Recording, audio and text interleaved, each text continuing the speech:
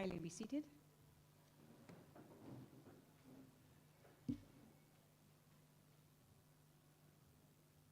A pleasant good day to you all. I'm Paulette Atkinson, Substance Abuse Prevention Officer with the National Council on Substance Abuse.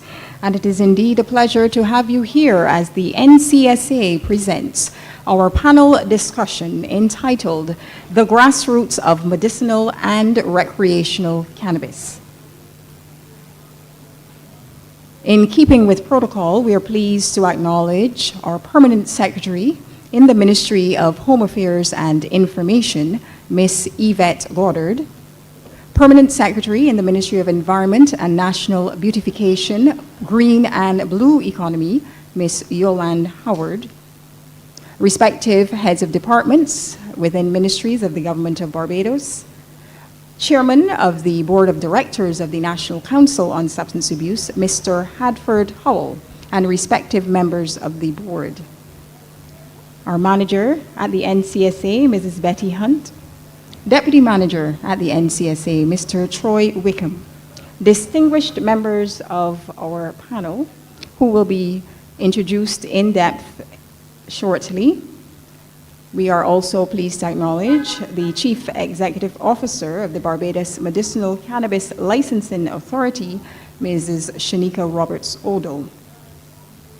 Staff of the National Council on Substance Abuse, supply and demand reduction partners, community-based stakeholders, specially invited guests, residents here at Silver Hill and the environs of this community, members of the media, ladies and gentlemen. It is indeed a pleasure to now invite our Deputy Manager at the National Council on Substance Abuse to deliver the welcome and brief remarks. Our Deputy Manager, Mr. Troy Wickham.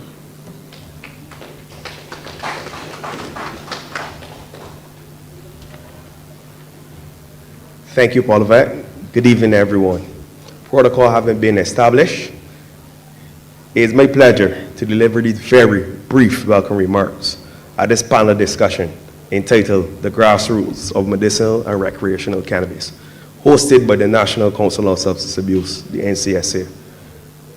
As a national drug authority in Barbados, the NCSA plays a critical role in safeguarding the future of the human potential in Barbados by discouraging and preventing drug use and its misuse.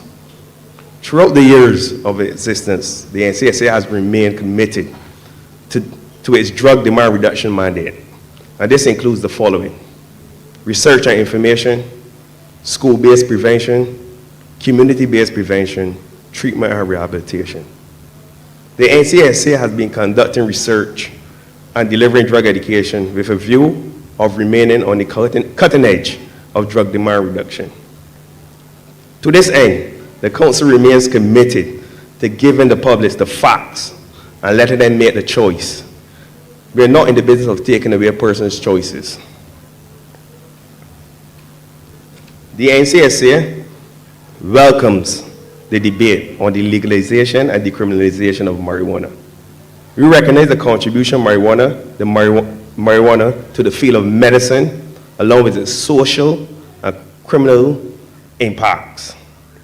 However, it must be noted that any shift toward decriminalization must be accompanied by the additional resources to deter the possible increase in the use of marijuana and its associated harms.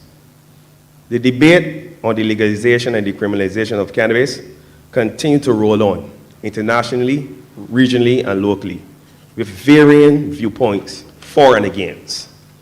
In Barbados, cannabis has now been decriminalized for medicinal and sacramental purposes.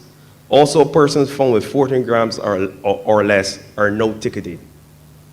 Research continues to highlight the wide range of health and social outcomes, which has a positive correlation with psychoactive drug use, including physical harms, psychological harms, and social harms.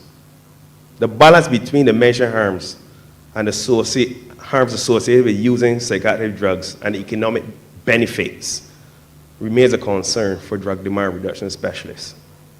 Therefore, sessions like this are critical to addressing these issues, which can result in a public health crisis. As a result, the NCSA must now explore creative ways to inform the public on all matters surrounding marijuana use. Given the emerging scientific evidence and the growing social acceptance of the use of cannabis, the NCSA will now continue to use our local research in combination with regional and international research to develop, create evidence-based programs and projects aimed at preventing, eliminating, or controlling the use of substances such as cannabis. This will be buttressed with media-based prevention messages. Therefore, our outreach will continue to caution against the indiscriminate use of substances and provide support for those who have unfortunately suffered the adverse effects of substance abuse. In closing, the panel assembled here today before you is knowledgeable, each in their own field.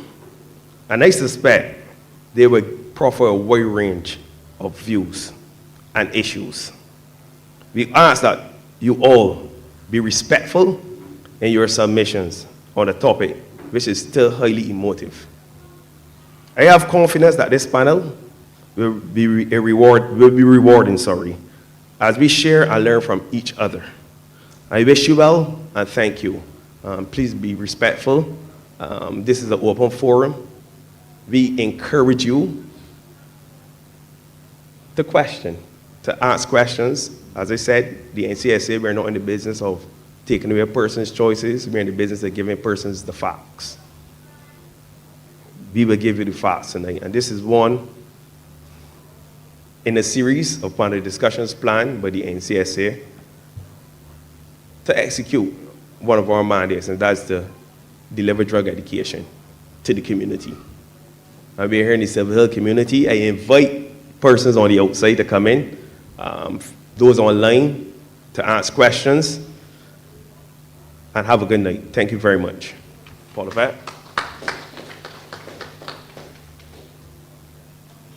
Thank you very much, Deputy Manager Mr. Troy Wickham, for welcoming us here to the Chesterfield Brewster Youth Empowerment Center here in the heart of the Silver Hill community in Christchurch. This evening, as was mentioned, we invite questions, comments, online and in person. And certainly it is a privilege to have amongst us this evening 5 learned panelists. And at this time, it is a pleasure to introduce this evening's panelists to you. Our first panelist is Mr. Jewel Barrow. He is a nursing officer with over 22 years of working experience in healthcare. Having graduated from the Barbados Community College with an associate degree in psychiatric nursing, he continued his education at the University of the West Indies, where he graduated with a bachelor's in fine arts with first-class honors. Whilst at the UE, Mr. Barrow was awarded the Helen Carnegie Award for the most creative student. His love and passion for nursing continued, and presently he is the unit manager of the Drug Rehabilitation Unit located in the psychiatric hospital. He also possesses a certificate in substance abuse prevention and treatment from the International Society of Substance Use Professionals. In addition, Mr. Barrow volunteers for the Ministry of Health and Wellness Task Force and is chairman of the Health and Wellness Committee of the Psychiatric Hospital. Ladies and gentlemen, let us welcome our first panelist, Mr. Jewel Barrow. I will introduce each panel respectively and then invite them to make their submissions. Our second panelist, he is none other than Dr. Adrian Waterman, a member of the Barbados Association of Medical Practitioners. Having graduated from the University of the West Indies with a degree in biology and chemistry, he then pursued a career in medicine. On completing his MBBS in 2000, he entered the specialty of anesthesiology and intensive care at the University of the West Indies. Due to his working experience in Wales in the United Kingdom, he developed a love for pain management. He recognized this especially in context of patients suffering with cancer pain. On completing his doctorate in medicine in anesthesiology and intensive care, he undertook a consultancy in St. Lucia and then went on to work at Harley Street Clinic while doing an honorary fellowship in pain management at Queen Square in London. Having returned to Barbados, he continued to develop in the field, and he is still involved in terms of the development of anesthesia and chronic pain and cancer pain management in Barbados. He continues to recognize the innumerable challenges the region faces, ranging from social, political, and professional entities. Ladies and gentlemen, our second panelist, Dr. Adrian Waterman.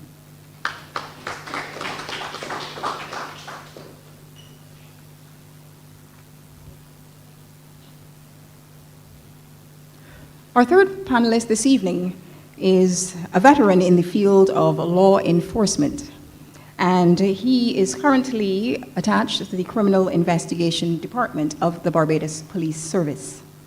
In his delivery, he will be given an explanation of the new legislation and protocol as it relates to the amendment to the Drug Abuse Prevention and Control Act, CAP 131. And our third panelist is none other than Superintendent Anthony Warner. Please welcome him.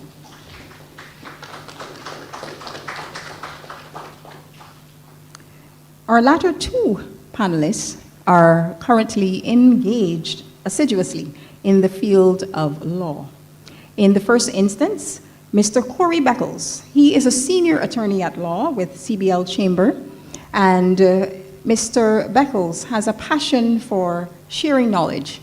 In fact, he has shared his legal knowledge not only with the NCSA in the past, but certainly with many stakeholders through many conferences, online, radio, various media channels over the past 10 years. However, for the last 2 years, Mr. Beckles has advocated for the health and prosperity of all older persons in Barbados. Through his law firm, he has presented draft legislation and policy frameworks to the Ministry of People Empowerment and Elder Affairs, as well as to the Barbadian public. And he continues to assist this ministry with its efforts to protect older persons from all forms of abuse. Along with his Bachelor of Laws and Legal Education certificate, Mr. Beckles holds an executive diploma in cyber laws, a certificate in anti-money laundering and countering terrorist financing, as well as a diploma in public administration and business administration. He is joined today by his learned colleague, who is the executive legal assistant at CBL Chambers. His learned assistant certainly brings a wealth of legal knowledge, having been practicing for over a decade in this field. And we are also pleased to have on the panel this evening, Mr. Anthony Hines. Please welcome them. Just to give you an overview of the format for our panel discussion, each panelist will be allotted 15 minutes for their delivery, and thereafter, having completed all 4 presentations, we will then invite questions from persons in the audience as well as online.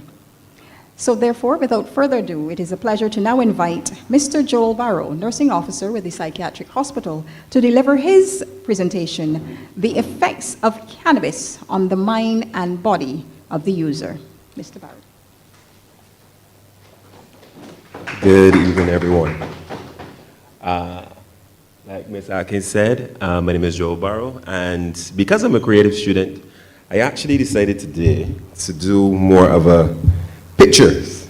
So I'll talk and you'll see the pictures and we will learn something together or refresh our memories about marijuana and cannabis.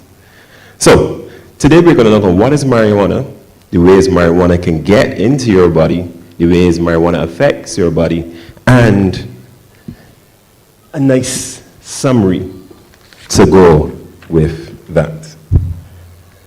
So, what is marijuana? So, as everyone might know, or don't, marijuana is a psychoactive drug, comes from the cannabis plant.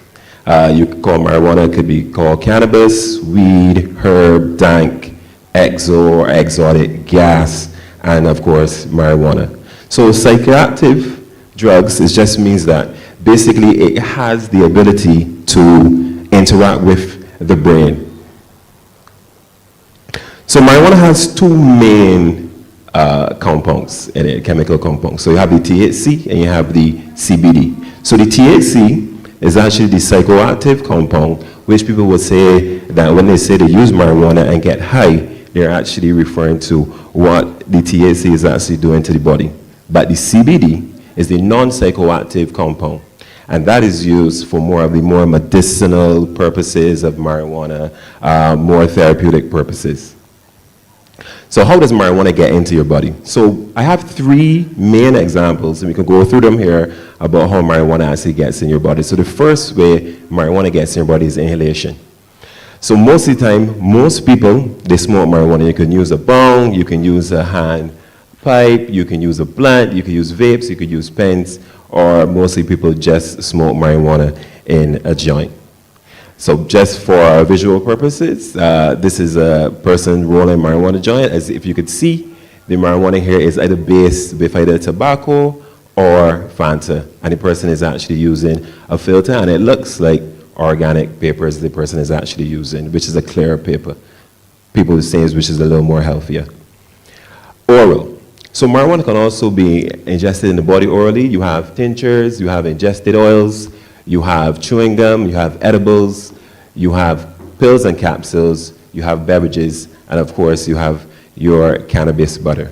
So for here again, this is just a nice example of what edibles could look like in the form of marijuana. So you have, if you look here, you can see you have your Cheetos, you have things that look very similar to Apple Jacks, you have your Lucky Charms in there if you see, and on the right, you have your chocolates and other things that might contain marijuana that people can also eat. We in Barbados, we like a lot of soft drinks, so I thought this was very appropriate here. So you can see that marijuana also comes in beverages. And you can see on your left, this one is advertising that it has 2 more times as much marijuana, I guess, as the competitors. And over here on the right, you can see that these beverages here are actually part of names of actually marijuana. So you have your sour diesel here, you have your orange kush as well. So these are beverages that you can also consume marijuana. So you have your topicals. So it's here to say that the topicals are mostly medicinal. But I also found in my research that there is a topical that actually has in THC. So as you can see, I made 3 examples of the topicals here. But this one here on the right, if you see, is a transdermal compound, which actually has in, like I told you before, the THC and the CBD and the THC. The other 2 are more for more healing purposes. And you can see on the left, here to the far left, it is saying that is a CBD relief cream. So, after I told you how you actually get into your body, we're going to talk about a little bit about how it does affect your body. So, for people who smoke marijuana, and for those who don't, they might have seen people with these eyes. So persons could refer to these eyes as bloodshot eyes or red eyes. And this is due to just the vasodilation. There's allowing the blood vessels to expand, allowing more blood to enter the ocular region and causing these red eyes. Here, nice example again, I thought was pertinent, dry mouth. So persons who smoke marijuana as well experience dry mouth, which is just a reduction in the saliva glands of the body. So therefore, when you're smoking marijuana, you might see people drinking a lot of some water, they might want something to drink. That is also an effect of marijuana on the body, causing dry mouth. Munchies. So marijuana has the ability to trick the brain into thinking that you are hungry.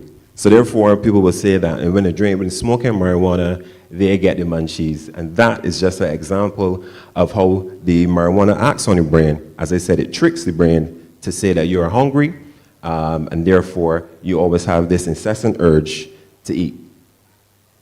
So we get along into more physiological here. So this says weed is not good for the heart, and the study shows. So marijuana actually really increases your heart rate as well. In the medical field, we will call it tachycardia, and this just momentarily when you take marijuana, it would just increase your heart rate just a little bit. Also, marijuana has the ability to not only increase your heart rate, but also to increase your blood pressure and also the ability to decrease your blood pressure. Marijuana also has the ability to cause euphoria. And this is not just this small little happiness, but making you feel that you are very, very excited, on top of the world, and feel like nothing else can go wrong in your body. Here I thought was a good example again, because don't mind the fact that marijuana does give euphoria. It also has the ability to provide mood swings. And I thought that this was a good picture to show, because here you have the same person, or supposedly the same person in the same picture, same tree, and you have one person who's very happy on one side and swinging and it feels good, and you have the other side on the same tree, the other person definitely looks down and out and depressed.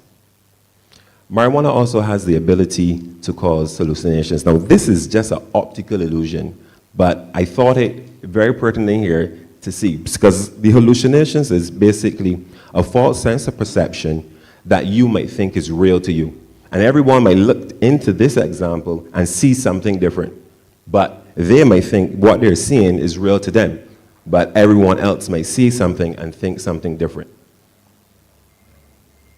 Marijuana can also cause paranoia in people. When people smoke marijuana, sometimes they get very paranoid. Sometimes they mistrust people. They look at things and they say, oh, well, this person is trying to put something in my food. They don't trust people. And therefore, as I said before, marijuana could get you paranoid. Marijuana can also get you very confused. A lot of thoughts race in your head in terms of when you're smoking marijuana, taking marijuana, and therefore all of these thoughts run in your head. You have a very hard time of making decisions as well. Marijuana can also make you restless, full of anxiety. And I thought this picture was a good example of that. Basically, because marijuana has that ability to affect the brain, sometimes people get very restless, especially at night. I find that when clients come to me, some clients, they smoke marijuana at night. Some clients smoke it to get themselves to sleep, but then sometimes they smoke all during the day, all during the night, and then they can't sleep, pacing up and down, very restless. So marijuana has the ability to do that as well. Marijuana also has the ability to distort time. Some people say that when they smoke marijuana, they will sit in a particular area. They will think they're sitting there for almost 5 minutes, but to them, they feel that they are actually sitting there for 30 minutes, almost an hour. Basically, a loss in time or a loss in a moment.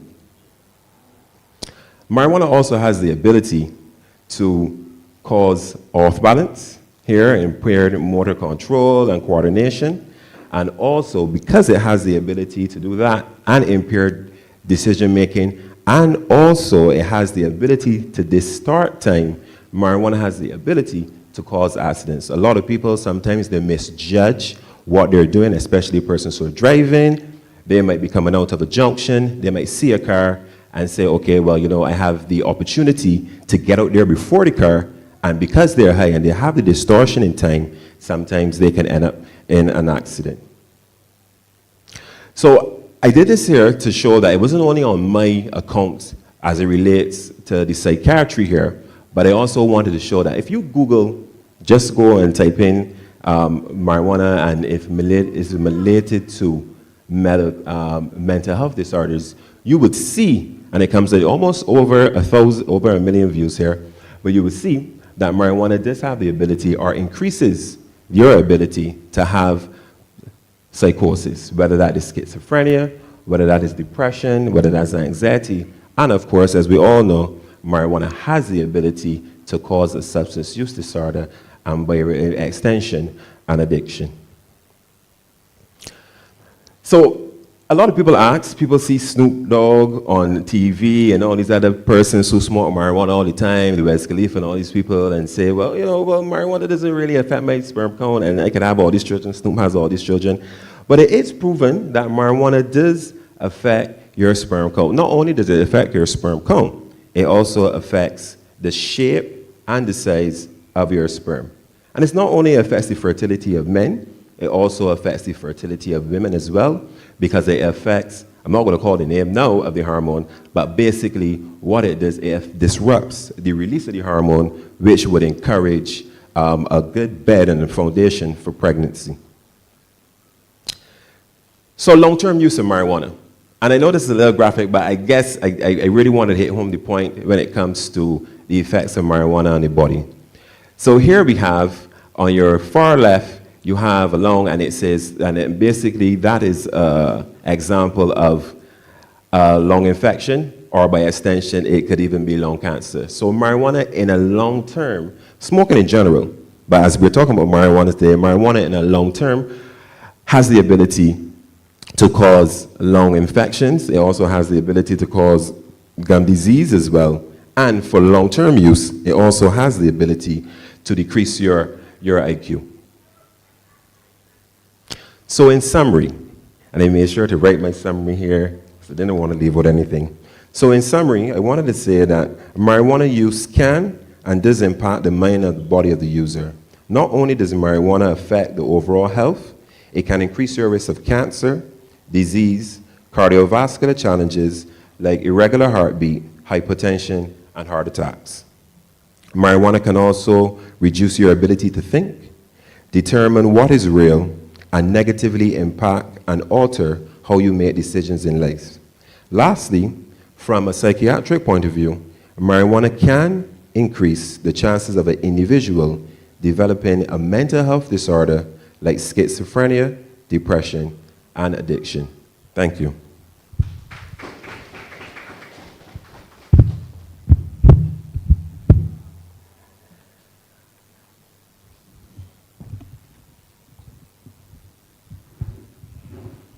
Thank you, Mr. Barrow. And you just heard about the effects of cannabis on the mind and body of the user.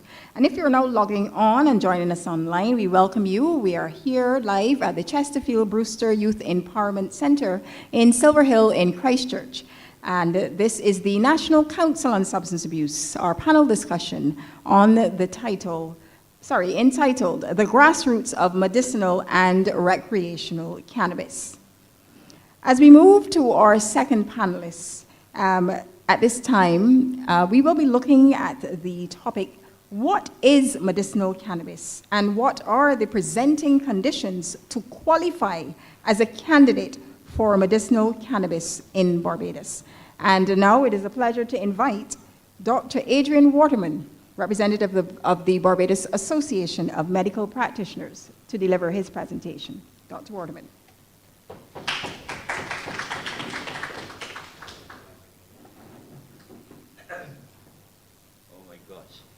Good evening. Thanks. Feel honored to be to present this topic. Unfortunately, the subject saw a change. I had prepared something slightly different, so I feel a bit shocked.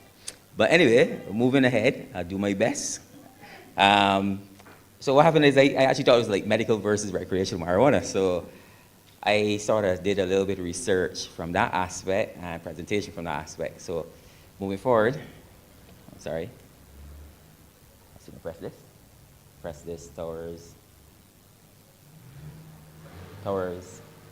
okay. So, of course, you know, marijuana got quite a history. Some people even believe that it was the first anesthetic, first drug is an anesthetic by God, when he created certain elements. I'm not being blasphemous, I hope. But we know marijuana basically came out of Asia from a scientific point of view, actually like Western China and around India. It uses all the way back to before Christ, 2800 BC, some people listed, and it was already being used for medicinal purposes, apparently, more so than recreational.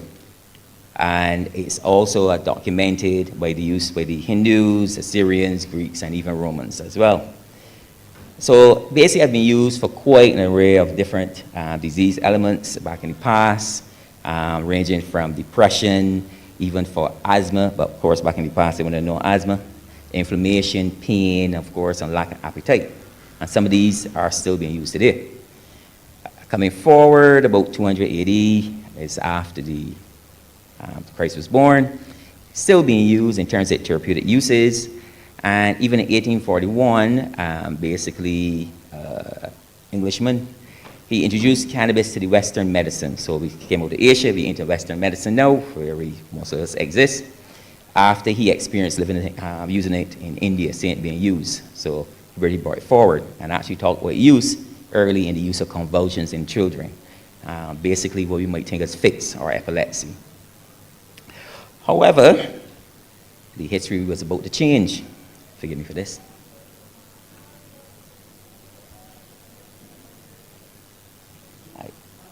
I'm at loss. All right, there. Here, this one? Oh. This. Oh. Technology and me seem to be issues. Good thing it ain't a tech, man.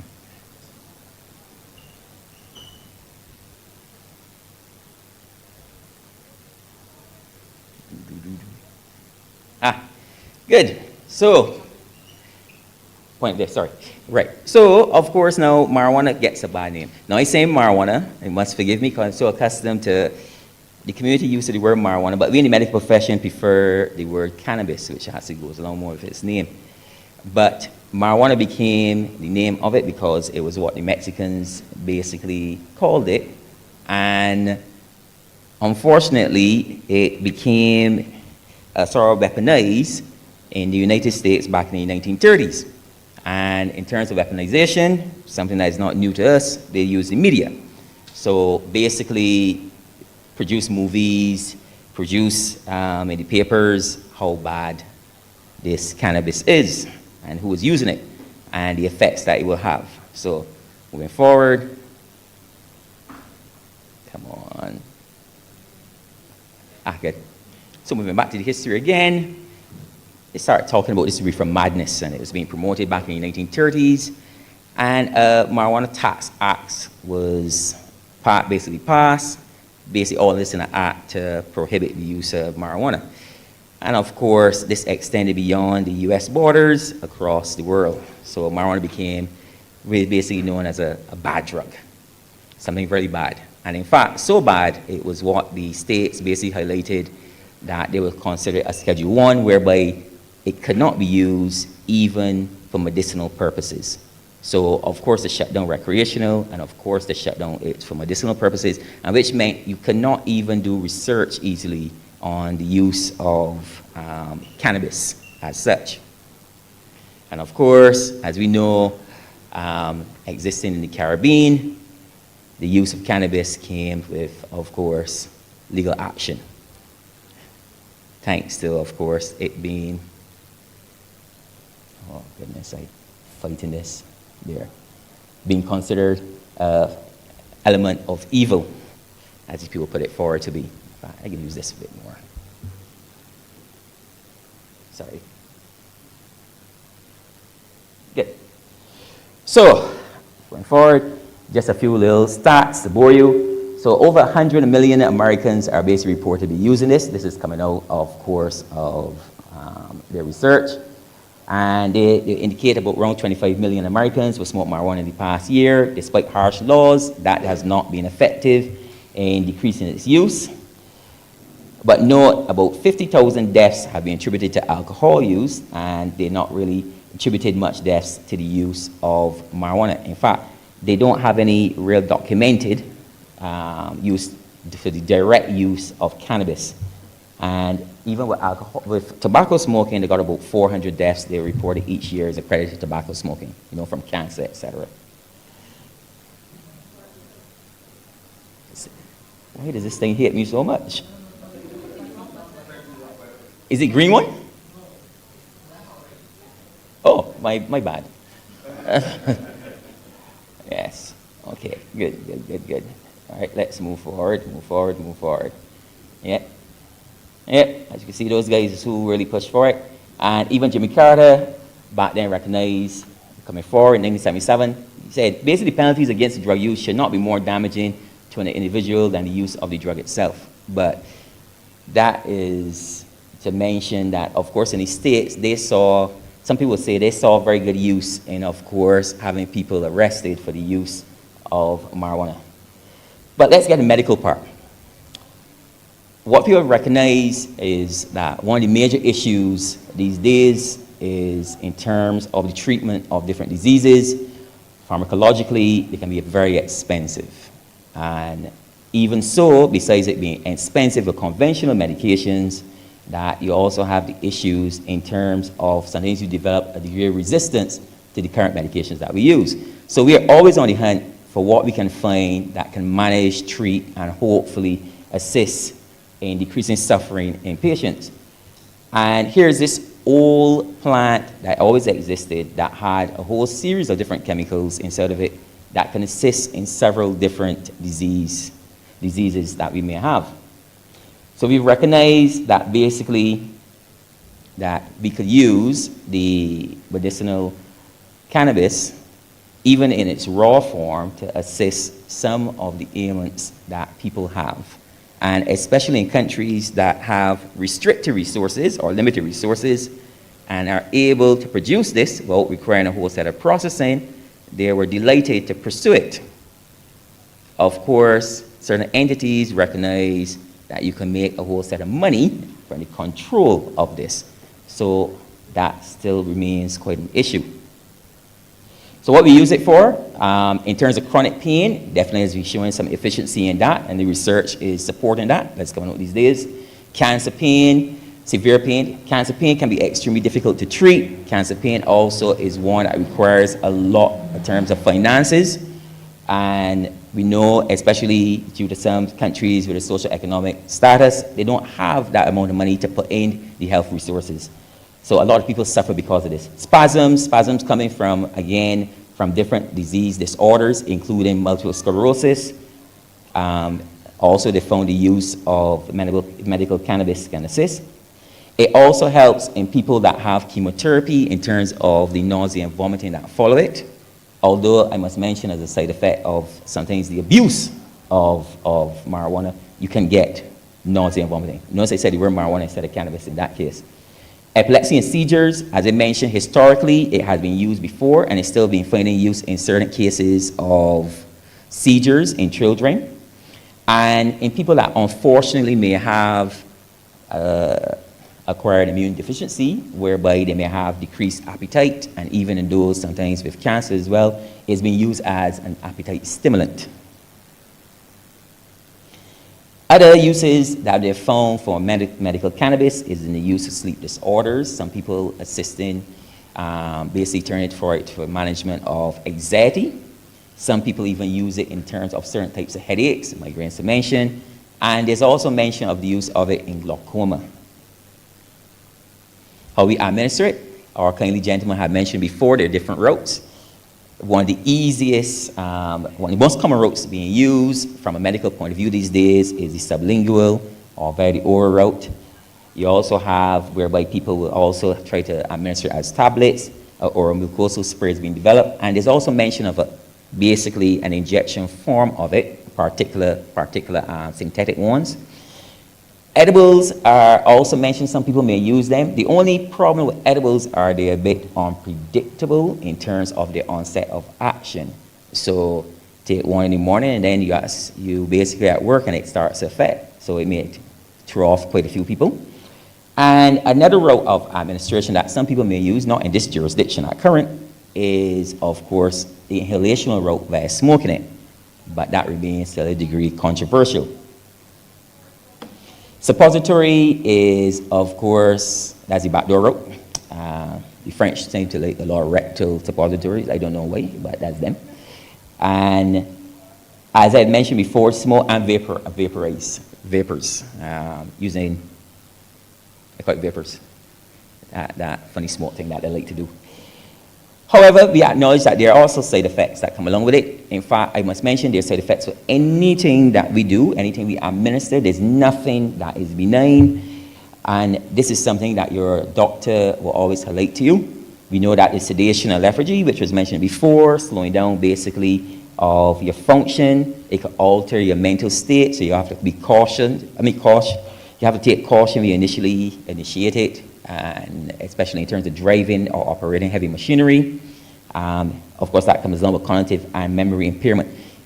acute psychiatric illness event, is something that also some people may be predisposed to. So you can't just say, you present to me, you have let's say you have chronic pain, and they just simply say, all right, I can give you this. Anybody that presents to a doctor has to be appropriately assessed to make sure they're an appropriate candidate for the use of the cannabis. And also what we do is, usually if that person is naive, because we must admit that quite a bit of the population may be already using it in some form or fashion. Some may be using it for medicinal purposes outside of a professional body prescribing it, all right? Because that does happen. And then some of them may be using it for recreational purposes, but that's a whole different story. But anyway, if we are starting you on it, we assess you, and then after we assess you, we start you at a small dose, and we titrate up to effect. Now, one of the other things to acknowledge, it does not work for everybody. But you have a trial. If it's effective for you, then we will continue to use, and we continue to monitor it, all right? In our setting, because it is decriminalized, it is not legal, you will also represent after a period of time, after the prescribed dose, to be reassessed, and then to be prescribed marijuana again.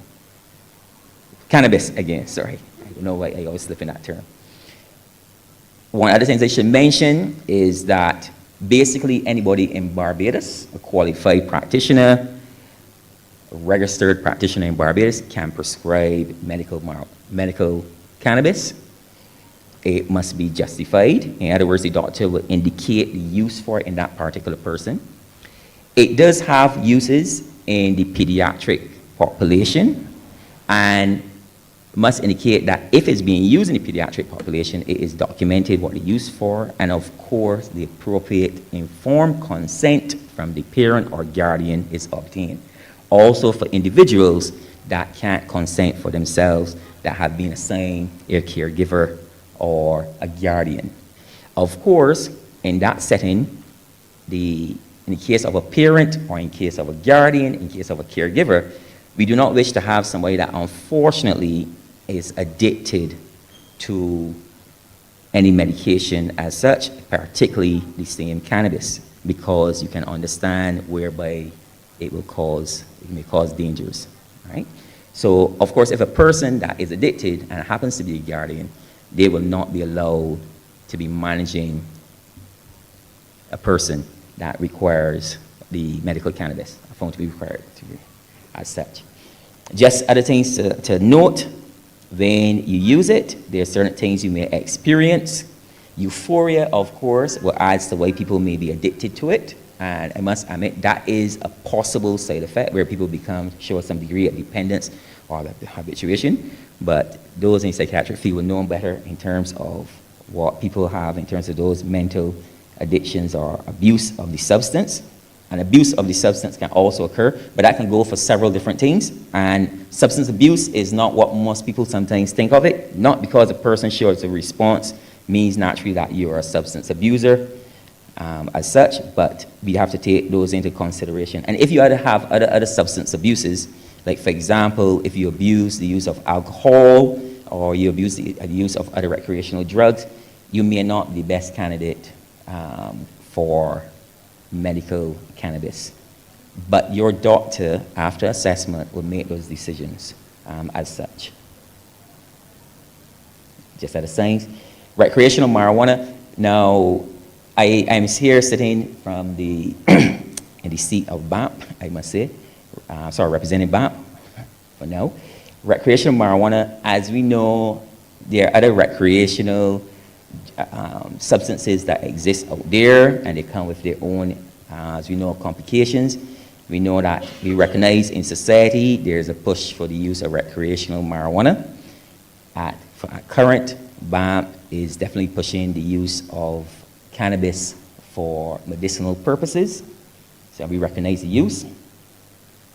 And just to mention, recreational marijuana, like alcohol, you're basically using it to get a bit of joy. All right, fundamental euphoria, or to basically alter your state, make you feel good. That's why some people drink it.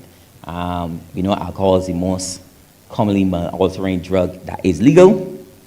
Recreational marijuana would be probably the most commonly one used, in many places, as I mentioned in terms of the states. Usually the one that is recreational has a higher THC, which we were discussing earlier. This is the one that's the more psychoactive drug. The one that we tend to prescribe initially in patients that are naive to medical cannabis usually contains more of the cannabinoids and contain very little of the THC. So they don't really get that psychoactive result. They'll get the sedation, sometimes feeling a bit lethargic, etc. initially, but they don't get really as much the psychoactive issues, thankfully. We already recognize, well, basically marijuana is the third most popular recreational drug that's been used behind alcohol and tobacco, and we know the side effects and the issues with those that they're still dealing with, especially. And just to mention, in terms of this is not pertaining to Barbados, but talking in general, why governments may approach the use of medical cannabis. To mention, we recognize the medical benefits. As I said, people looking at economics, people looking at saving money as much as possible. We recognize in terms of the treatment of different diseases. As such, we acknowledge the dangers of it, and in fact, the use of anything that we introduce. And of course, recognizing that there are dangers, you're going to implement regulations and guidelines. That is for the interest of every individual.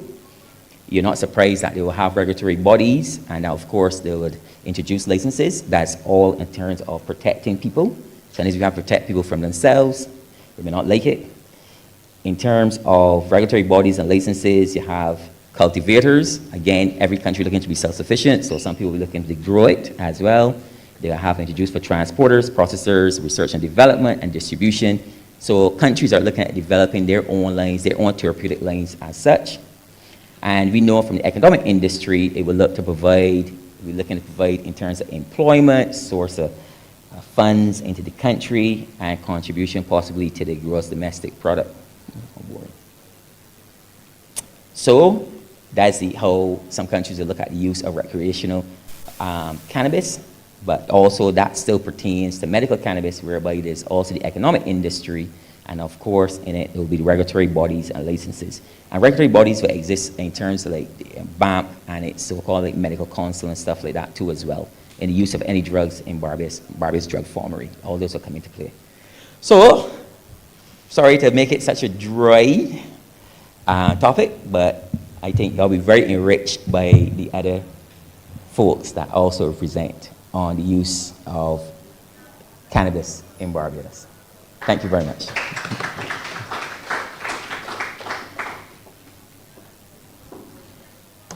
Thank you, Dr. Waterman, and certainly you presented quite current information, and we are thankful for you having outlined those differences between the medicinal and recreational cannabis forms and uses. As we move forward in tonight's panel discussion, the grassroots of medicinal and recreational cannabis, we are now pleased to bring forth a more legal perspective. And certainly it is important, given recent amendment to the Drug Abuse Prevention and Control Act, CAP 131, to ensure that members of our communities, stakeholders, are absolutely clear on the factual components of this new legislation.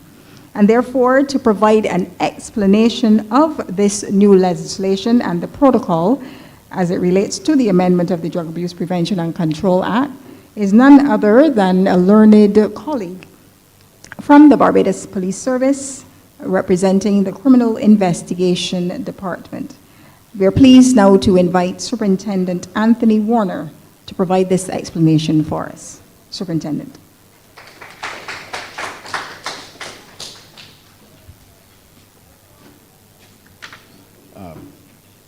Good evening, audience. Good evening to the viewers online.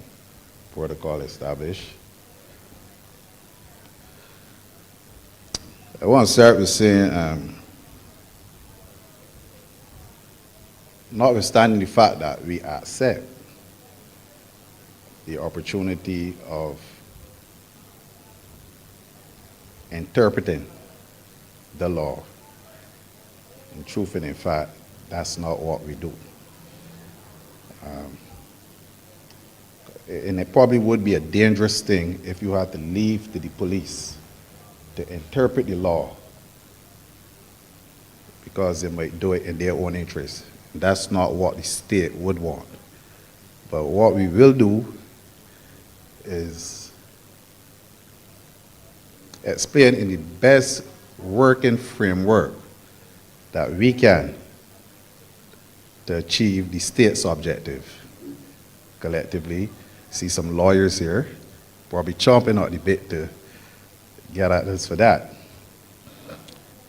But notwithstanding, I want to say that the Barbados Police Force, we welcome all these opportunities to collaborate and interact with the communities, the length and breadth of this island. I think that positions both of us, we and the community, to understand each other, what is bothering them, and let them know how we think, how we operate. I think that makes it safer for them, makes it more palatable for them to want to speak to us. And what is happening in the country today, more so now than ever, the whole country is begging for everybody to speak to law enforcement, so that some of these stories that we're hearing, we might not be hearing. All right. On to the topic. Understanding, not interpreting, the amendment to the Act, and our approach to the amendment. And I so much don't want to refer to it as an amendment, but just an additional, because I think if you amend, you change something. And I don't think anything was changed. If we go back to the original, to the Act before it was amended, well, it's all part of the same section, Section 6. Section 6, Section 6.1 of the Act says, it shall not be lawful for a person to have a controlled drug in his possession. And despite what a lot of people think, it still is an offense for anybody at all to got cannabis in the possession, regardless of the amount. Regardless of the amount. What the law did is tell us, give a different approach on how the police would treat that type of offense now. Okay? And shall, in law, is very compelling.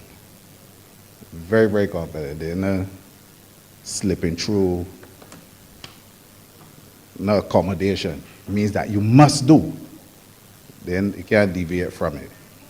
So what then the amendment did, Section 6, they included Section 6A, and sorry I didn't prepare something that people could follow, but to read. And it is captioned fixed penalty. And it says, notwithstanding Section 6.2, a member of the police force may serve on a person whom he has reasonable cause to believe has no more than 14 grams of cannabis in his possession. Before,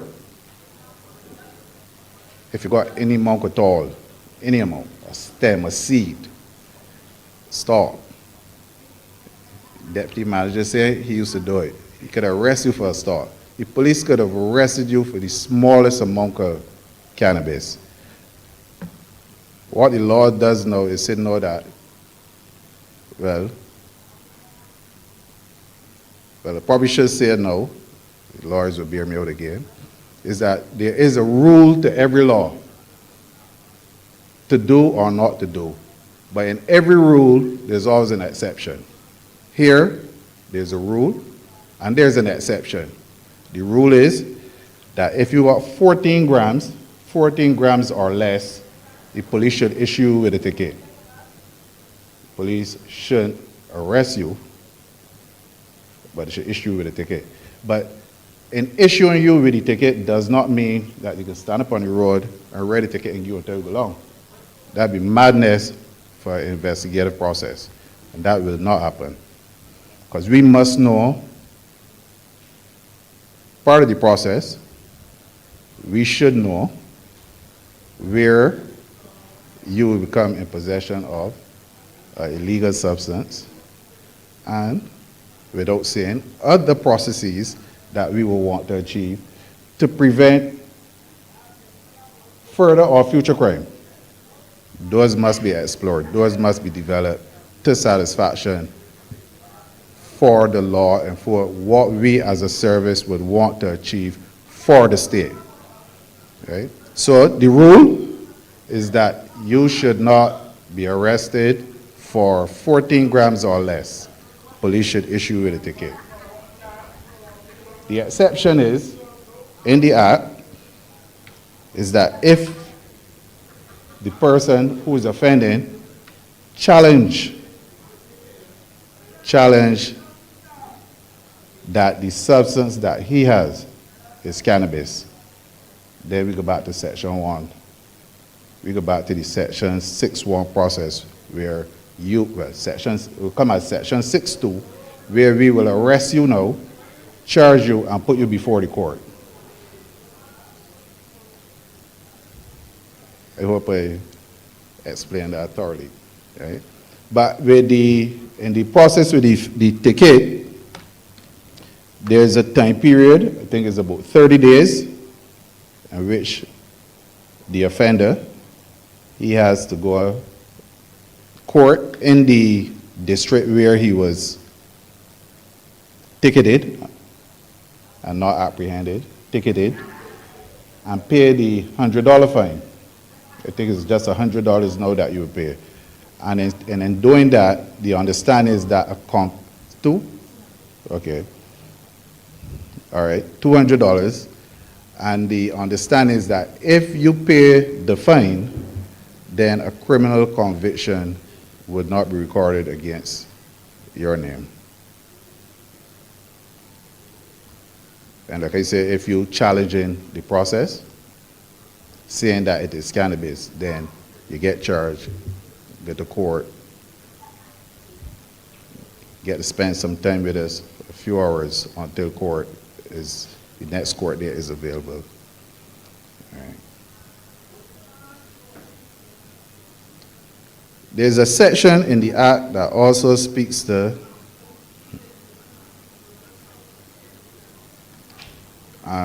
young persons under the age of 18, where we complete a part of the process, we meaning the Barbados Police Service, and send it off to NCSA, National Council on Substance Abuse, for them to be involved in the, what you will call it, rehabilitation of that person. Under 18, it is compulsory. There's a shall in there. Under 18 and under, it is compulsory. 18 and over, the police can also refer the person to the National Council on Substance Abuse.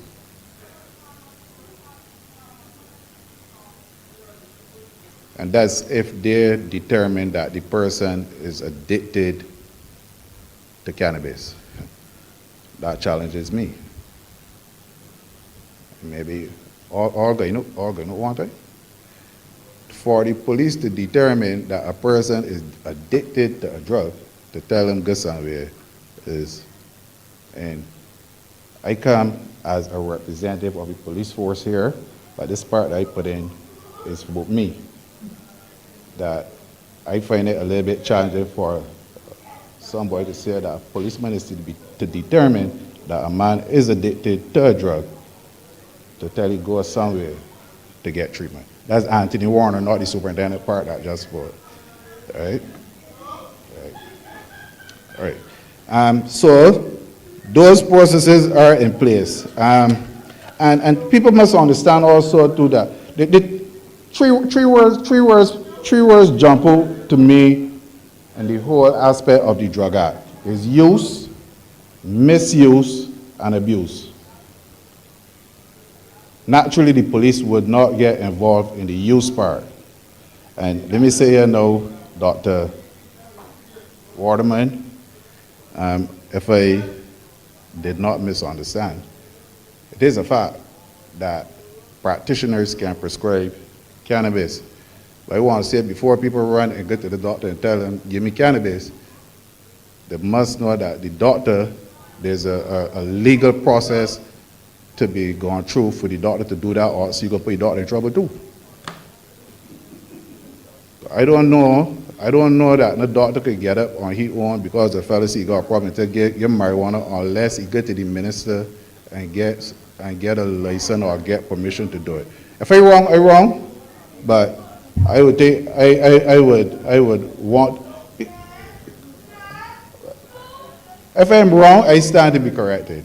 But I am not certain that anybody could just walk into a doctor who feel like, I don't let me use feel like, but in his medical opinion, just say, all right, I can issue cannabis and go and take it up and give without the law or the minister giving permission to do that. All right? If I'm wrong, I apologize, doctor, but I would say. Use, misuse, and abuse. We don't get involved in the use part of cannabis because the law provides for medical practitioners to issue cannabis on the occasions that it has to be. Barbados Police Service, we involved in the misuse, and once it ain't legally using, it is being misused and being abused. That's the part that we as police officers would enforce and follow the law. There's any discretion about that? I would want to say there's no discretion on no police part on whether or not to enforce the law, because it can bring discredit to the entire service if police officer A decide he want to use something that he does not possess discretion to give way to a person, but then Officer B enforcing against the next person. You can imagine the allegations that will spiral in relation to that can cause discredit to the entire service. So as far as I know, our commissioner does not encourage that sort of thinking, that sort of action. Every instance of drug possession, unlawful drug possession, or activities in law involving drug activity, we follow the law to enforce. So, our understanding and working policy with the amendment is that we will issue tickets for 14 grams and less. That's the rule. The exception is if you, the offender, challenging that the substance that you are held with is cannabis, then we go back to the original position. Despite the amount where you will be charged, you will get the conviction. Then the expungement part after the conviction, ensure what's happened there. That's the Attorney General part. They will deal with that. But that's our understanding. That's our approach to it. There's no legal possession of any amount of cannabis in Barbados associated with this amendment. I want to make that point. None whatsoever. And I'm hoping that by saying that people will understand, and this indiscriminate practice that we see going on about Barbados, all over, people walking about with something in the mouth like it's an embassy or one of the other cigarettes. Anywhere at all, smoking, that this would discourage them into thinking not to do under not the threat, but the understanding that if you are caught, you will be dealt with. I think that's my presentation. To you.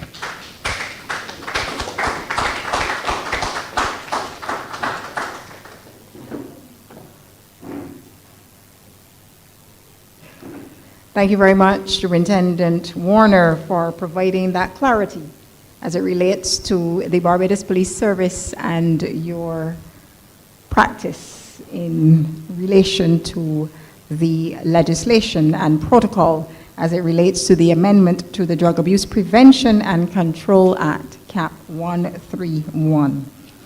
As we move forward in tonight's panel discussion, the Grassroots of Medicinal and Recreational Cannabis, it is important to provide that additional view from the legal authorities as well. And tonight we have the privilege also of engaging two learned professionals in law, both attorneys at law with the CBL chambers. And we now invite Mr. Corey Beckles, senior attorney at law, as well as his associate, Mr. Anthony Hines, executive legal assistant with CBL Chambers, to deliver their presentation on the law as it relates to the sacramental use of cannabis in Barbados. Gentlemen. Good evening, everyone. Thank you.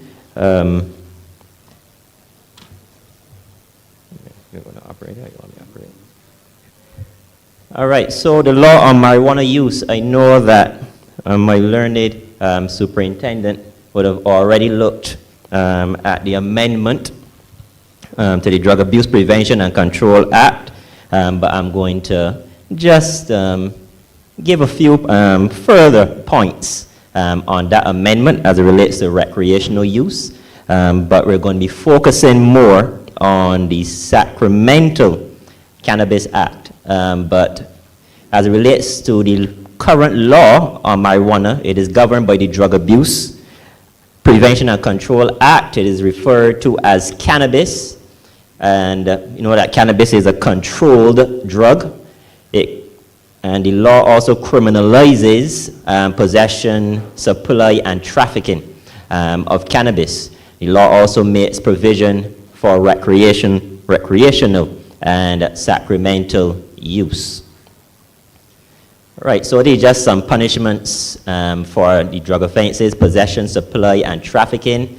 We have a fine, summary conviction. We're looking at magistrate's court, and we have a fine of $250,000 or imprisonment, or 5 years in prison if you are found guilty of possession, supply, and trafficking of cannabis.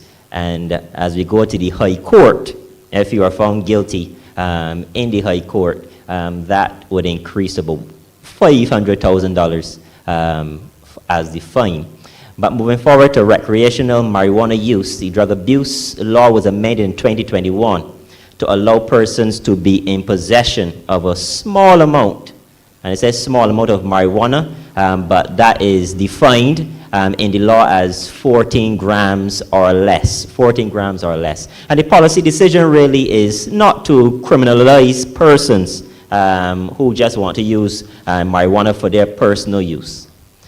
So, long and short, you cannot be arrested and charged for a criminal offense if you are in possession of 14 grams or less of marijuana. Now, as was said by the superintendent, you have to pay a fine of $200 if you are found in possession of that small quantity. You are still you're still culpable in a way, but not criminally. You will be under the civil jurisdiction of the law. So you have to pay that $200 fine after you're issued with that ticket by the police officer, and you have 30 days in which to pay the fine. Now, if you don't pay the fine, you can find yourself before the magistrate, and then the magistrate will decide what to do with you, right? But it really is, and we have to understand, as I said, the policy decision concerning this amendment, the amendment to the Drug Abuse Act. We call it recreation. We call it recreation, but government, the law really does not want to criminalize individuals who are just using marijuana for personal use. So I can't say that, I can't state that enough. All right, so let's continue. That's just a summary. So we're going into the meat and potatoes, as they say. Sacramento marijuana use governed by the Sacramento Cannabis Act. It allows members of the Rastafari faith to use marijuana for religious purposes. Now I just want to read, and this is the title of the act, and it reads, "An act to provide for a person who is an adherent of the Rastafarian religion and for Rastafarian congregation to use cannabis as a sacrament in worship at a place of worship or at a public place and for related purposes." So that really is the purpose of this new piece of legislation. It is still new, still recent.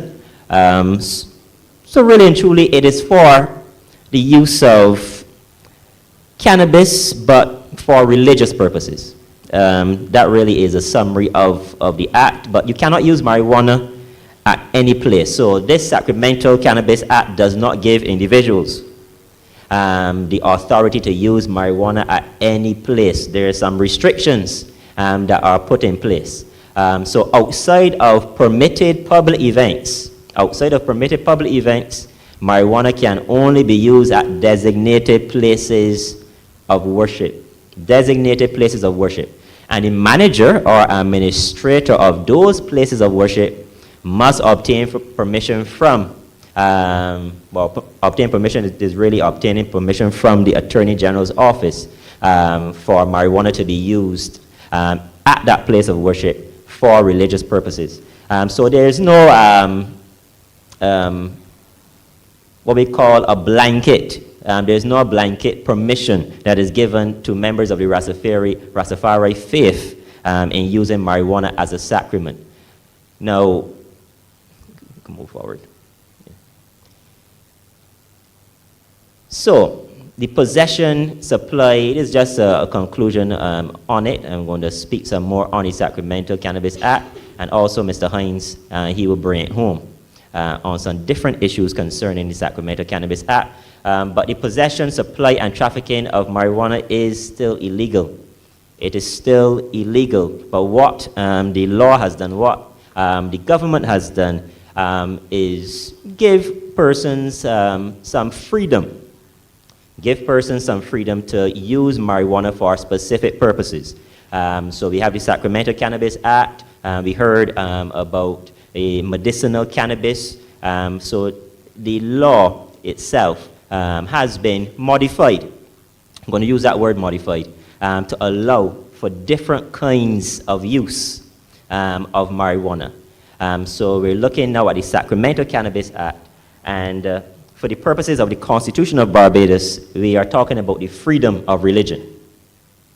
The constitutional basis for this amendment or this new law, the Sacramento Cannabis Act, is that persons of the Rastafarian religion, they have been advocating for quite some time that not being able to use marijuana, not being able to smoke marijuana is against their constitutional rights.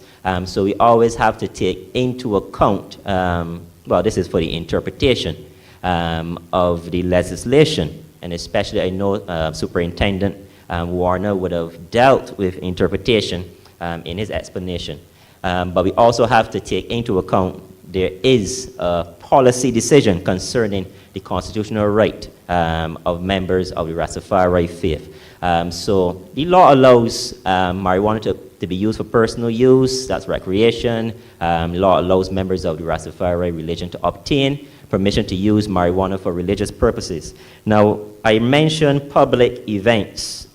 Now, the manager, the administrator, in the Christian religion, we would refer to the pastor or the priest, but the priest of the Rastafari faith, the leader of the Rastafari faith, normally or usually will be the person who would apply for the permit or the permission to hold a public event. So the public event can take place outside of the place of worship, but you must have a permit. You must receive that permission from the Attorney General's office to be able to hold that public event. And in that public event, you will find that there will be persons of the Rastafari community who will be using marijuana as a sacrament, as worship. So you will see those terms in the law: worship, religious purposes. All of these come together to create this sacramental cannabis act. So we have recreational use, we have sacramental use. But there's two different purposes for recreational use of marijuana, and there's a different purpose for the sacramental use of marijuana. We have personal use and we have religious use. I know Mr. Hines is going to speak some more about cannabis. I know the time is running away. I know the time is running away, so Mr. Hines will answer any questions. But that is the law on marijuana use, recreational versus sacramental, and we thank you very much.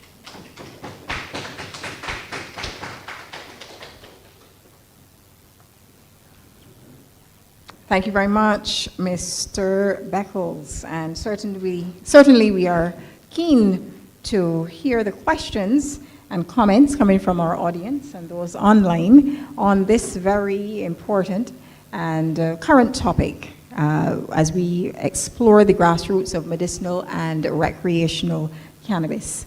I will now invite our first member of the audience.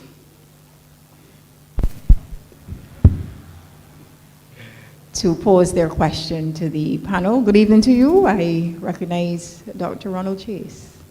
Well, today, Ronald Chase. Good night. Interesting discussion that was had. Thanks to all the presenters for taking the time and the effort to present. Those who know me, I don't know, the law interests me a lot. I'm not going to be a lawyer, don't be afraid. But you mentioned about being ticketed, the civil offense of your possession under 14 grams. How many times could be ticketed? Is there a limit to that? Yeah, the law doesn't mention any limitations on the amount of times you can be ticketed. I know in normal circumstances as relates to ticketing for a traffic offense. Traffic offense is a different thing, but I go back to the policy decision really is really not to criminalize individuals.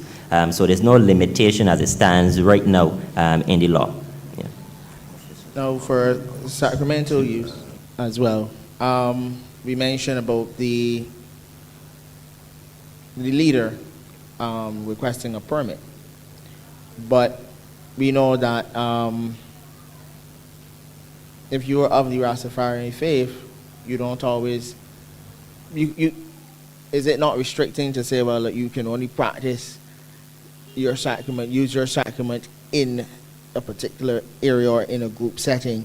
Just like Christians, sometimes we do our Bible study at home, we do whatever, so does the law allow for that use in terms of using it for your religious purposes as an individual and not as a group? Right. So at this stage, there's several restrictions. So you just can't use it at home at any time as you please. At this stage, I said at this stage, we are dealing with, well, the issue, we already know, as I said before, marijuana is a controlled drug. So the law has put some safeguards in place. One of those safeguards as relates to even with the sacramental use of cannabis, you still have to protect children, the health, the rights of children. Protection of children is also a consideration in the law. So even close to schools, you can't even use cannabis, even for a sacrament. So I say that to say there's many different restrictions because of the nature of cannabis and what we're dealing with. Now, will that change? I'm not certain. right? But for now, the law has decided or tried to strike a balance between the constitutional rights of the Rastafarian persons of the Rastafarian faith, but also there's some other policy considerations that Parliament had to take into account. So that's why you have these restrictions. No, I was just going to add that laws are set on the basis of the intentions of Parliament. So we kind of know what the intentions of Parliament are at this stage, and we're in the infancy stage. So it's getting to the intentions of Parliament. So I do suspect that probably within the next 12 to 24 months we will see laws whereby it is permitted to have small amounts of cannabis in the home. But at this stage, no. Okay. My final question, I don't want to hog the show, it would be to Dr. Adrian Waterman in terms of giving some clarity as to the quote-unquote process of practitioners, medical practitioners prescribing medical cannabis. As there was a concern or issue or question raised earlier with the superintendent in terms of having a permit to prescribe such medication. Well, not say necessarily that that individual doctors of Barbados have a permit, but in terms of the legal framework that is being outlined, that's been provided that doctors can, under the legal system, prescribe the use of medical cannabis. It also, there's a limit in terms of the type of forms in which we actually can prescribe it. But currently, we prescribe it not in the, for example, for smoking, inhalational. I think there's currently a move on the legal front, government front, in terms of it being available as vapors. But I think that's still, in terms of discussion, in terms of BAMP, if we think that's the most appropriate, but that's still going on at current. I must say that if anybody presents, was mentioned earlier, a person showing up, for example, a practitioner, and saying, well, I wish to use medical cannabis for a particular treatment. As I said earlier, that has to be assessed by the medical professional, and that medical professional has to be registered in Barbados because they're providing a therapeutic agent, and they're going to have to take on the responsibility of any issues that arise because of it. And that's why particularly BAMP has been, in terms of the introduction, the use, prescribing, etc., and the monitoring, etc., of the medical cannabis has been acting very careful, because we have recognized in the past that sometimes what we think is done in the best interest of the patient can also lead to some dire effects. We see that in the case of one of the agents, the opioids, and we've definitely been trying not to be heading down that road. So, fortunate enough, the evidence that's out there, and I may be walking on thin ice with this, indicates that thankfully cannabis does not seem to have that addictive, highly addictive issue that the opioids have. But it still requires monitoring and regulation at the end of the day. Do I come close to answering your question, Dr. Chase? Yes, and then As the word. But I must add, right, just a simple thing showing quickly, sorry, that I have been in another jurisdiction outside of this country whereby medical cannabis is used, and I had personal experience of seeing people actually would do that. They would show up in your office and they would ask about use. I must indicate, however, again, you don't tell these people, well, no, simply no. I think you assess them first, because sometimes they have a valid reason. It is not simply to feed an addiction. And we know in some places it is hard to obtain conventional medications. And some of these people may have tried their own herbal approaches and it may have worked for them. So following assessment, if the doctor sees there's a valid reason, then they will prescribe, as I said, a more controlled approach to assisting them in their management. Thanks. and for that clarification on the question of who and the validity of the prescription. We would like to now acknowledge Mrs. Shanika Roberts-Odle. Please pose your question. Thank you.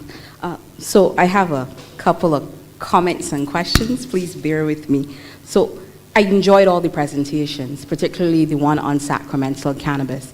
As I deal with medicinal cannabis, I try very hard not to stray into that area. So thank you so much. It was good information. Even though I had read the act itself, it was really good information. I have a few questions on that, but I'll come back on that particular point. I know that due to your limited time, all of the presentations would have been, very brief, but I would like a few statements. One, there's 550 chemical compounds in cannabis and 100 phytocannabinoids. So therefore, the range of possibilities from the chemical plant as it relates to the medicinal aspects is significant. And there's a lot of research happening right now on that point. As Dr. Waterman would have pointed out, for a great number of years, people weren't able to carry out research to that area. As it relates to the medicinal aspects, this one I can answer because I'm currently the CEO of the Medicinal Cannabis Authority. CBD, yes, CBD is used in terms of medical products, but also THC is used. In most medical creams, you have both CBD and THC. The medical research is saying to you that there is a space at which both can be effective. It's really about how much CBD to THC that you're using that can create different aspects for what you're trying to treat. So the statement that it's more, that CBD products are medical and THC products are recreational is a perspective that is not backed by fact. Let me put it that way. As it relates to studies, you are correct. I've seen a lot of those studies, Mr. Barrow. I've also seen studies to the contrary.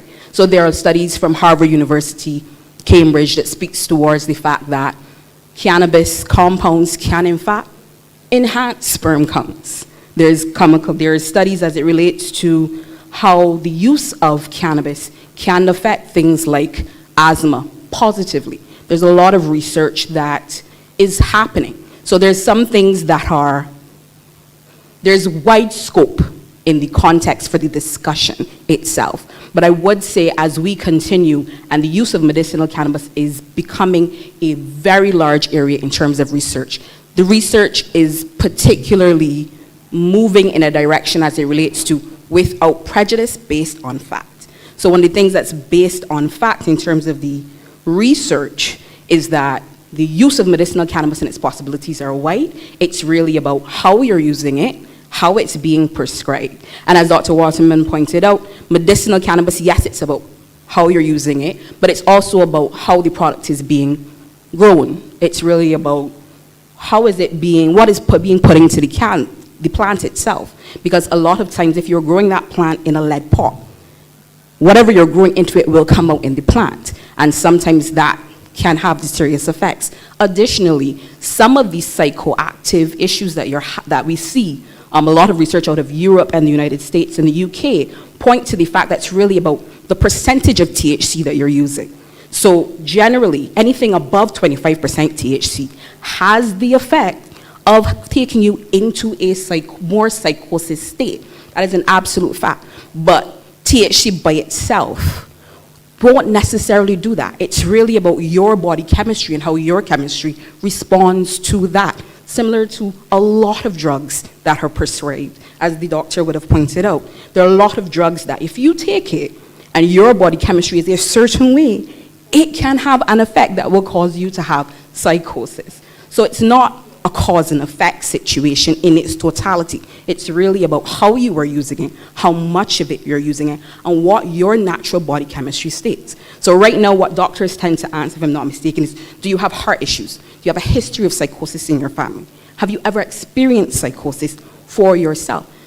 These are general questions the doctor will answer with almost any medication. So it's really about how we are treating to it. And I know that generally Barbadians have this idea for a great number of years that when you use cannabis, you can go mad.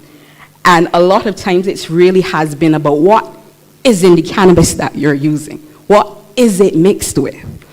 And as you pointed out, Dr. Waterman, in Barbados right now, we allow for a wide use in terms of the kinds of products you can use. We don't currently allow for edibles. We don't currently allow for smokables. But even in the case of smokables, the differential is all usually that in recreational usage, they mix the cannabis with something else to stretch what you have. So they mix it with the Fanta, they mix it with the tobacco. In the medicinal aspects of smoking, what they use is pure cannabis. So the additional deleterious effects aren't necessarily there. But I do agree with you. Cannabis is a drug like many other drugs that we legally use. Therefore, there can have effects. But there's also an effect to any drug that you're prescribed. And it's really about having that conversation with your doctor. And any doctor in Barbados is allowed legally to prescribe medicinal cannabis. Any pharmacy can dispense medicinal cannabis. That is the law as it stands currently. If the doctor decides not to, that's fine. But legally, doctors are allowed to do so. Quickly, I know I'm taking up all of your time and I'm so sorry about that. My good friend, Superintendent Warner, you had mentioned about the usage and having it on your possession. So my question to you is, when you find an individual who may have cannabis, and that cannabis may not be in its raw form, they would have cannabis cream, cannabis oils, those kinds of things, and they will be using it for a medical purpose. I didn't hear necessarily if the police force would have, for allowing people to understand that your medicinal use is legal. So you would have to just show the policeman that this is medicinal for those purposes. Do the police tend to apprehend individuals with cannabis oils on them, which is legal if you have a prescription for it? And in that case, what do you guys currently do if somebody can show that they have a prescription for such? Yes, ma'am. Thank you. You going back to this. Doctors giving out. Before you answer, where a doctor would get marijuana from to prescribe somebody? Medicinal cannabis products are currently available in several pharmacies, and they've been available for more than, I would say, about 2 years. They're available in oils, they're available in tinctures, capsules, sublingual forms.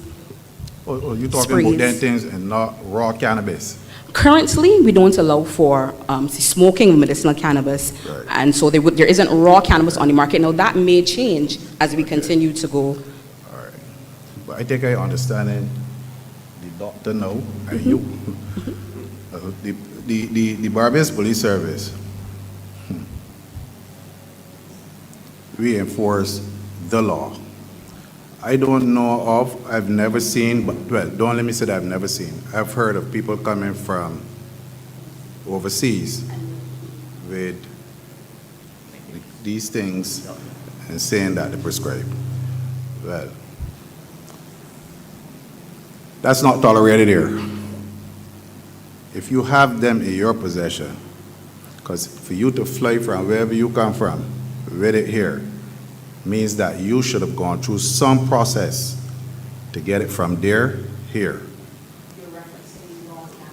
Cannabis and even the things you're mentioning, the topical creams, the gummies, the oils, those sort of things. Right. So on that point, there is, before our law even came about, you would write the chief medical officer through the Ministry of Health and advise them that you were coming to Barbados and you had your products with you and you needed to be able to use them. And they would send you back a letter and you'd use that when you're coming in if you're bringing them with you. But here, because of the law, you have to, when you come into Barbados, you go to a doctor here and they give you a prescription. And that's why I'm saying, and I'm thinking, just as in the sacramental use, Attorney Beckers, forget sacramental marijuana, they gotta go somewhere to somebody to get it to do what they want to do, not just say, well, you can get it and do it. So that's my understanding, that even in the medical field, that they too would have to apply to somebody, minister, to say, well, I will want to deal with the issuing of cannabis or cannabis products or whatever them sort You of mean on the thing. medical end of things? Yes, ma'am. In the That- medical end of things, the doctor has to prescribe you, and you just go into any of the pharmacies that have it, and you get it. All right, well, and I say if I'm wrong, I stand to be corrected, but I'm thinking that in any case that anything with marijuana, if we go on the premise that it is illegal, that somebody would have to give permission for a doctor or anybody from the medical field to be prescribing marijuana, marijuana derivatives, marijuana products, marijuana anything at all. Not just say anybody come in and say, well, I got batter or whoever got that is got to get it, and say, come, I can prescribe it to you and you belong. Actually, Mr. Hines wants to address that question. Please go ahead. It wasn't actually the particular question. I wanted to take forward what you had said when you made your statement. Because I think what we've done is we continue to give a tremendous disservice in terms of not distinguishing between the different types of marijuana. What we have to remember is that in 1960, 1970, we're seeing a much different strain of marijuana today than what we were seeing 60, 70, and 1980. And to start this discussion, we have to start distinguishing between the differences in marijuana, because I heard Mr. Barrows say, and he spoke quite eloquently, but what we're not dealing with what you touched on, which I liked, is that we're talking about the psychoactive substance in marijuana being THC is at a much greater degree now when we're seeing artificially grown marijuanas than what we saw 10, 15, 20 years ago. I mean, 10, 15, 20 years ago, we saw levels at 7%. In 2017, we saw levels at 17%. We are now seeing levels recorded at 28%. So I think when we're going to sit here and we're going to speak of the law, it's definitely in its infancy, and it's definitely, in my opinion, premature. Because we have to look at the different strains, the different effects, and then we can properly address the issue. Just to add in, again, to Senator Odo's point, basically, in terms of the different chemicals which you all mentioned or alluded to, there's a whole set of research that is going into them. It's recognized that definitely the marijuana plant contains many different chemicals. And it's important, especially in the medical field, we like the knowns. We like to shun away from the unknowns, but we like the knowns. So it's all out of identifying the particular chemicals that we find to be effective. THC is definitely used, and there are some compounds that will use a higher concentration of THC. Some of them have it balanced with the other cannabinoids, and some of them, they're just having the plain CBD, as Senator Odo highlighted. Of course, just to mention, like in practice, if a patient presents to me and basically is sort of cannabis naive, as in they have never used it in any setting, I will, of course, if I initiate it for any particular treatment, it would just be the plain CBD. I will avoid the THC. If the patient, however, is not cannabis naive, as in they have used it before, and they may have indicated, because they said some people already use it for therapeutic reasons, outside, of course, of a prescription. But we prefer, preferably, that we know what they're taking on board and they're using it appropriately. I guess that highlights the same point, whereby people introduce other chemicals into it and then have issues. Or they may use the hybridized strains that you may mention and then get more exposed to the psychoactive issues of the medication. So therefore, the chemicals that we tend to use are those that have been either processed or appropriately analyzed, and we have a better understanding of the actual contents of what we actually prescribe. But something came over this just now, sir, in terms of, is there a discommunication between what actually is legislated and what is being enforced? That seems to be coming out, picking up, that there seems to be no communication between the two. Well, the police's role, which the superintendent was quite right, the police's role is to enforce the law, and then it's the role of judges to interpret the law in accordance with how that would go. So I think there's a disconnect, and I think that disconnect with us here in Barbados, being Barbadian people, is culture. So I think that plays the massive part in how the police currently intend to continue to enforce the law where cannabis is concerned.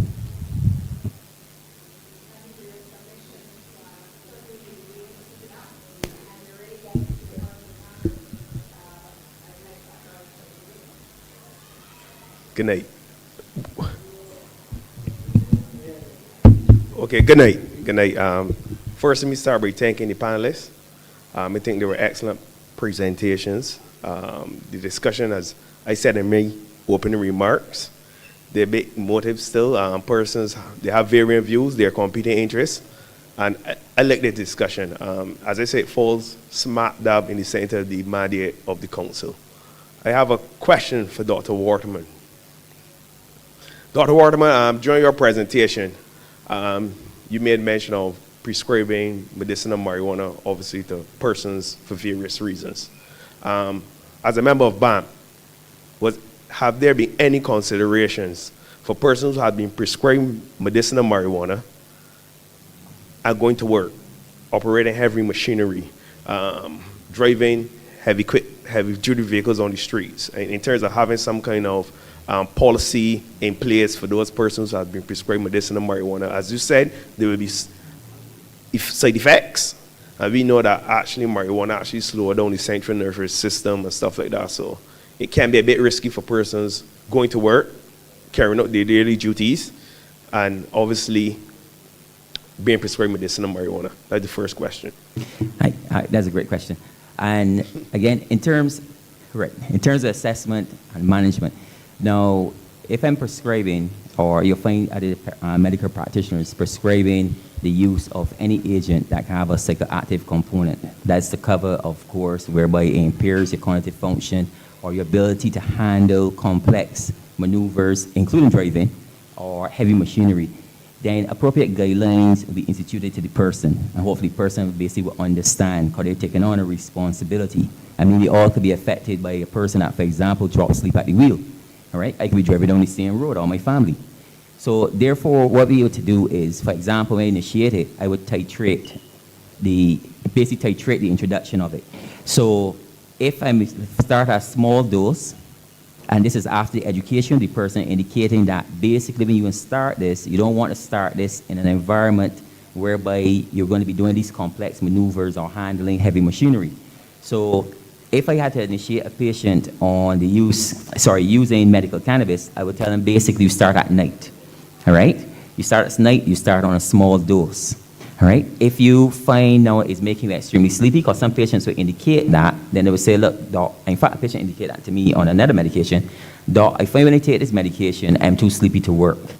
So good, so they recognize that they're having that side effect, and they're recognizing that they have a responsibility. So therefore, indicated to them, don't increase the dosage. In fact, you may need to decrease the dose to see if you're getting at least the benefit effect rather than the adverse effect. If you're getting more the adverse effect, even with a small dose, it may not be an appropriate drug for you. So then we may say, well, no, something I have to retract this, and I have to look for an alternative. But for any case, when you start it, always start small and go slow, and educate the patient. Tell the patient, these are the things that can happen. These are the things you need to watch out for. Again, as Senator Ola had mentioned, for example, in cases like increasing heart rate. If you have a patient, for example, that have heart disease, then of course you have to take that into consideration. The last thing you want now is you induce a heart attack in the person too as well. So if we recognize that the benefits outweigh the risks, then it's introduced. If we recognize that when we introduce it, however, the risks are beating the benefits, then we retract it.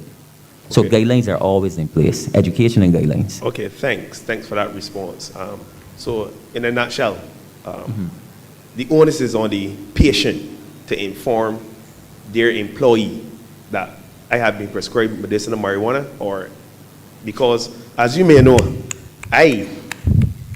Mr. Wickham, for whatever reason, I may be prescribed medicinal marijuana. No, I may be prescribed medicinal marijuana. That way you understand. Okay. Because I may be prescribed medicinal marijuana. I work in basically in a factory. right. I work in a factory. I may not.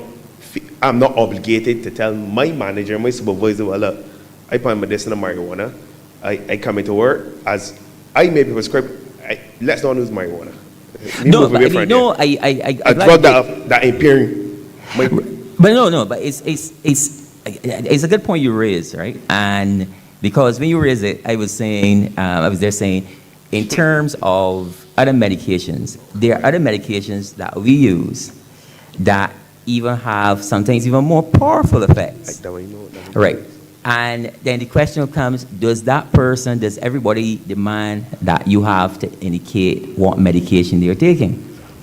And as far as I know, no. So why is it that this particular one must be disclosed? So I don't know whereby an employer can indicate that. I do know that before, in some places, they would test you for controlled substances. All right?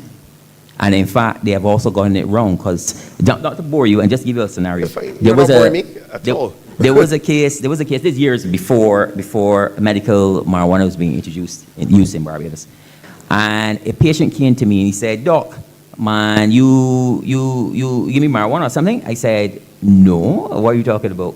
He said he did his test, all right? He had his test done, his employers did a test, and they found that he was showing up that he was using cannabis. So I said, but hold a minute. So you didn't use it in any form? He said, no, I don't use it. I said, nobody didn't expose you to it by chance? No, not that you know of. Did anybody, I asked him, so tell me the medications you were taking. I reviewed the medications you're taking, and it so happens that, unfortunately, a non-cannabis medication that he was taking, when you metabolize it, it produces a product that turns positive, all right? And so it gives that test that you actually was taking marijuana, but he was not. It just happened a non-benign drug was given that. So, as I said, it's pretty strange that people will ask you for particular medications and they miss on other ones. And just, it goes back to the same thing with the United States. Remember, the United States, and you could shoot me for this, the United States who created marijuana as the bad boy. All right, they put it as a Schedule 1, and in their Schedule 1, they indicated that this drug has no medicinal purposes and no research can be done on this drug. There's who held back on this drug. So they had other drugs that you can use. Heroin is actually like a Schedule 1 in the United States. Correct. But in the UK, I use heroin for the treatment of pain in patients. It's not called heroin, they call it diamorphine, right? But they use it. So the whole thing is that from the medical profession, for any introduction of any chemical for us, we look at the responsibility, right? We understand the implications, or we like to understand the implications of what we are using to manage a person's pain, suffering, illness, or whatever they have. And as I said, why we treading much carefully, and sometimes a little, sometimes too much in some ways sometimes, is that we don't want to see what's happening with the opioid epidemic, with any other drug that comes into our therapeutic manifold. Portfolio. Okay, thanks, Dr. Waterman. And just to indicate, of course, for any substance, the abuse of it, we expect, of course, that the appropriate authorities, of course, will be employed in the management of it. Because some substances that we use can be abused. Thank you for that comment. I really appreciate the discussion, as I said before, and I thank you for responding in such an efficient way. So good night. Thank you very much. Certainly what this panel discussion has highlighted further is that certainly we need more dialogue on this topic. It is an emerging topic. The research is still pending, and certainly these types of fora will stimulate that type of discussion. And certainly we at the National Council on Substance Abuse will continue to carry out our mandate in relation to coordinating these types of interventions and ensuring that facts are brought to all citizens and members of the public. Are there any online questions? Not at this time. So certainly we are appreciative of everyone in the audience and online who have tuned in today to this panel discussion, the Grassroots of Medicinal and Recreational Cannabis. And I now invite my learned colleague from the NCSA, Substance Abuse Prevention Officer, Ms. Jennifer Baptiste, to move the vote of thanks. Ms. Baptiste. Thank you, Ms. Atkinson, and a good night, everyone. It has been an honor and privilege to be a part of this enlightening panel discussion on the grassroots of medicinal and recreational cannabis. First, I would like to extend my heartfelt gratitude to the Honorable Adrian Ford MP and his constituents for warmly welcoming the NCSA into the community to host this panel discussion on this topical and important issue. I thank you. Sincere thanks to our panel of experts, Mr. Joel Barrow, Dr. Adrian Waterman, Superintendent Anthony Warner, and Mr. Corey Beckles and his associate, Mr. Anthony Hines. Thank you for all of you here at the Chesterfield Brewster Youth Empowerment Center, as well as those who attended online, for contributing to the discussion and posing your stimulating questions to our learned panelists. Thank you. A heartfelt thank you to the NCSA team who worked on this event to make it a success. Also, thank you to the NCSA board, management team, and staff for your support in our endeavors as we work together to fulfill the mandate of our organization. Thank you also to the media, Sky Lounge media team, Sky Lounge Media and Entertainment, for providing excellent web conferencing services. Thank you, Sam. Finally, I want to say thank you to everyone, and I want to wish you all a good night and travel safely. Thank you so much.